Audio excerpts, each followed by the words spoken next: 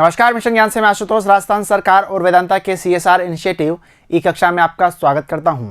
बच्चों, पिछली क्लास में आपने बात की थी द्रव्य अनुपाती क्रिया के नियम के बारे में, लॉ ऑफ मास एक्शन। ठीक है, आज हम बात करने वाले हैं रासायनिक अभिक्रिया के वेग के बारे में, क्योंकि रासायनिक अभिक्रिया का वेग क्या होता है ये आपके लिए जानना जरूरी है। यदि आप आगे प्रथम कोटि की विक्रियाएं देखेंगे, द्वितीय कोटि की विक्रियाएं देखेंगे, जीरो ऑर्डर की विक्रियाएं देखेंगे, तो आप वहां पे हर जगह पे वेग को वहां पे डिफाइन करेंगे। ठीक है, कि इसका वेग क्या है, इसको किस प्रकार से लिखा जाता है। तो ये जो रहेगा ये भी एक बेसिक चल रहा है अभी। ठीक है, जब अच्छा लेवल स्टार्ट हो जाएगा तो इन्हीं चीज़ों का हम यहाँ पे सहारा लेंगे। ठीक है, इन्हीं चीज़ों को वहाँ पे यूज़ करेंगे।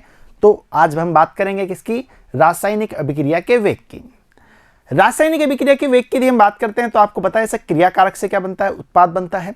आपको दूसरी एक और चीज़ याद रखनी है कि सर जैसे जैसे क्रिया कारक से उत्पाद बनेगा सांद्रता में कमी होती जाती है।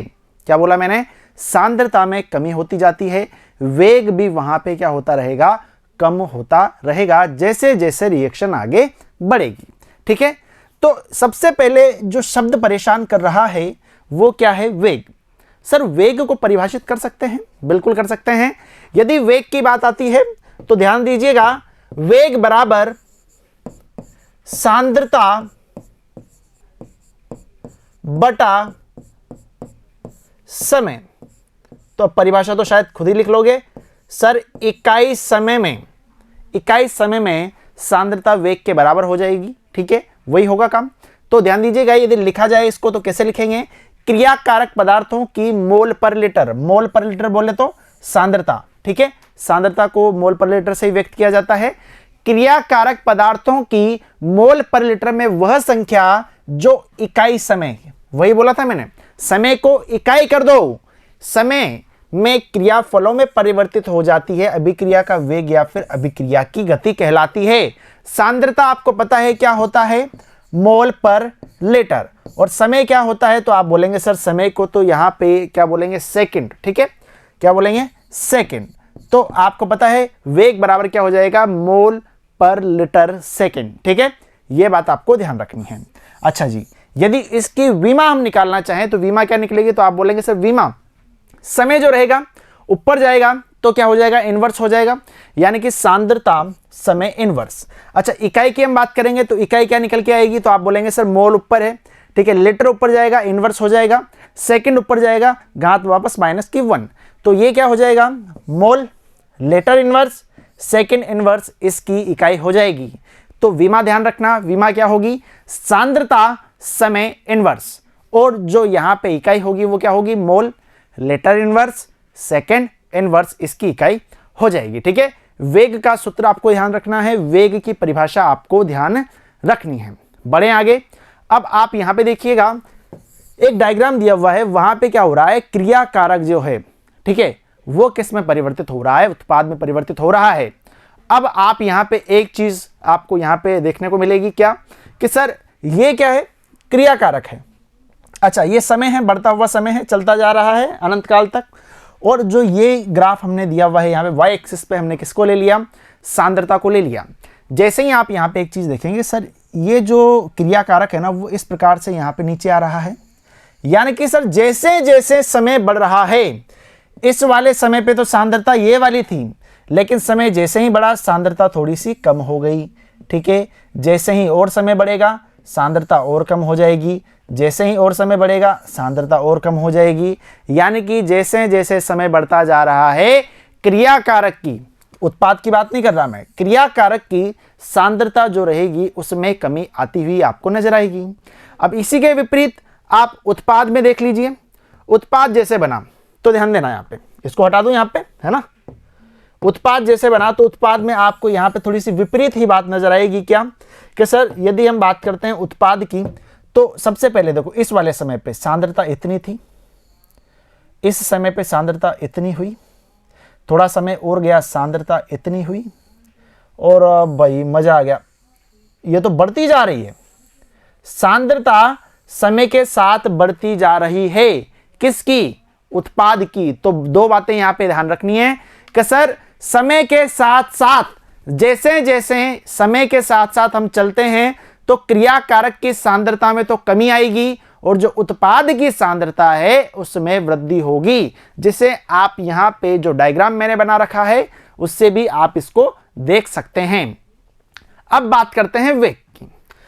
द्रव्यानुपाती क्रिया के नियम के अनुसार अभिक्रिया का वेग अभिकारकों की सांद्रता पर निर्भर करता है। बिल्कुल सही बात है, क्योंकि सांद्रता बटा समय होता है। जैसे जैसे अभिक्रिया आगे बढ़ेगी अभिकारकों की, अच्छा अभिकारक में और क्रियाकारक में परेशान मत होना, दोनों एक ही बातें हैं, ठीक है। अभिकारकों की सांद्रता में कमी आएगी और फलस्वरूप अभिक्रिया के वेग में भी कमी आती है। अब यदि मैं बात करता हूं यहाँ पे रेट की, तो रेट को हम किससे यहाँ पे डिनोट करने वाले हैं आगे आने वाले टाइम पे, प्लस माइनस dc/dt, ठीक है। अच्छा जी, अब यहाँ पे देखना, जो अपन इस तरह से चलते हैं ना रिएक्शन में, जब हम ऐसे चलते हैं तो उसे तो बोला जाता है फॉरवर्ड, और ये वो होता है ना, इसे बोला जाता है बैकवर्ड। फॉरवर्ड बोले तो फॉरवर्ड की भी अलग यहाँ पे रेट होगी, ठीक है। अच्छा, बैकवर्ड की भी अलग रेट होगी, उसे आर भी बोलेंगे। अच्छा, जो फॉरवर्ड है उसमें आप बताओ जो क्रियाकारक है वो तो समय के साथ में थोड़ा सा उसमें सांद्रता में कमी आ रही है ना, है तो सांद्रता में कमी आएगी, तो नेगेटिव नहीं बोलोगे क्या? तो आप बोलोगे सर बिल्कुल बोलेंगे। ये लो फॉरवर्ड में नेगेटिव लगा दिया हमने। अब बैकवर्ड में क्या करोगे? उसमें पॉजिटिव लगा दो, क्या दिक्कत है? यानी कि जब भी हम यहाँ पे बैकवर्ड रेट निकालते हैं तब जो यहाँ पे dc/dt रहेगा वो क्या होगा? प्लस होगा, और यहाँ पे ये जो फॉरवर्ड वाला रहेगा वो क्या होगा? माइनस होगा, ठीक है। अब सर माइनस क्यों लगा दिया, ऐसा क्या हो गया? तो देखना, ऋणात्मक चिन्ह सिर्फ यह दर्शाता है कि अभिक्रिया होने पर क्रियाकारक पदार्थों की सांद्रता में कमी आ रही है। यही तो मैं बताया था, सांद्रता में कमी आ रही है, इसलिए हम वहां पे लगा देते हैं क्या? ऋणात्मक, सिर्फ दर्शाने के लिए। कहाँ भाई कमी आ रही है, कोई दिक्कत वाली बात नहीं है, क्योंकि प्लस लिख दूंगा मैं तो उसका मतलब क्या समझ जाऊंगा कि सर ये तो सांद्रता में ज्यादा वृद्धि हो गई, यानी कि ये तो उत्पाद की बात कर दी, क्रियाकारक की बात यहाँ पे नहीं की है, ठीक है। इसलिए हम वहाँ पे माइनस लगाते हैं। और धनात्मक चिन्ह यह दर्शाता है कि अभिक्रिया होने पर पदार्थों की सांद्रता में वृद्धि हुई है, ठीक है। क्लियर है इतनी बात? ये पॉइंट समझ में आ गया। और अब ये सबसे ज्यादा इंपॉर्टेंट, कभी भी रासायनिक अभिक्रिया का वेग शून्य नहीं होगा, लेकिन यदि गणनाओं के आधार पर माना जाए तो इसे अनंत काल पे शून्य बोला जा सकता है। अनंत कभी होगा नहीं और वेग बराबर शून्य होगा नहीं, ठीक है। इतनी बात है, तो ध्यान दीजिएगा, कभी भी रासायनिक अभिक्रिया का वेग शून्य नहीं होता है, किंतु फिर प्रयोगों के आधार पे अनंत समय पे अनंत कभी आएगा नहीं और वेग कभी जीरो होगा नहीं, ठीक है। इतनी बात क्लियर है? बढ़ जाएं आगे, ठीक है। अब क्या बढ़ना है, एक बार रिवीजन लगा लो। कैसे? देखना भाई, सबसे पहले बात की थी रासायनिक अभिक्रिया के वेग की। पेन कॉपी एक तरफ रख दो, सिर्फ ये लास्ट का प्रवचन सुन लो। रासायनिक अभिक्रिया के वेग की हमने बात की थी। रासायनिक अभिक्रिया का वेग सब परिभाषित कर दो। सर सबसे पहले तो आपको ये फॉर्मूला जो है वो ध्यान रखना पड़ेगा। फॉर्मूला क्या है हमारा? सांद्रता बटा समय। यदि समय को मैं इकाई कर दूं तो जो सांद्रता होगा वो वेग के बराबर हो जाएगा, यानी कि इकाई समय में क्रियाफलों में परिवर्तित हो जाती है क्या? यहां पे क्रियाकारक पदार्थों की मोल पर लीटर में संख्या, ठीक है। क्लियर है इतनी बात? सर इकाई की हम बात करें यहां पे, तो इकाई क्या होगी? विमा क्या होगी? विमा क्या रहेगी? समय नीचे है, समय को ऊपर लेके जाओ, क्या हो जाएगा? माइनस में हो जाएगा। सांद्रता समय इनवर्स। अच्छा, इकाई पे आ जाओ, mole litre inverse second inverse, ठीक है। सही बोला है, गलत बोल ही नहीं सकते। चलो जी बढ़ते हैं आगे।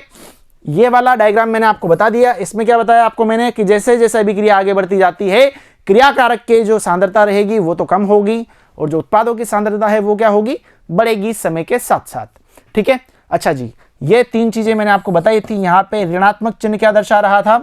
ऋणात्मक चिन्ह यह दर्शा रहा था कि क्रियाकारक की जो सांद्रता है उसमें कमी आ रही है, ठीक है। और जो यहाँ पे बनने वाले जो पदार्थ हैं उसकी सांद्रता में वृद्धि हो रही है, इसलिए हमने यहाँ पे क्या लगाया है? प्लस लगाया है। वेग कभी भी शून्य नहीं होगा, अनंत काल पे शून्य होगा, अनंत कभी आएगा नहीं, वेग जीरो होगा नहीं। इतनी बात आपको याद रखनी है, ठीक है। तो एक बार फिर से वीडियो को देख लो। मिलते हैं अगली वीडियो में, धन्यवाद।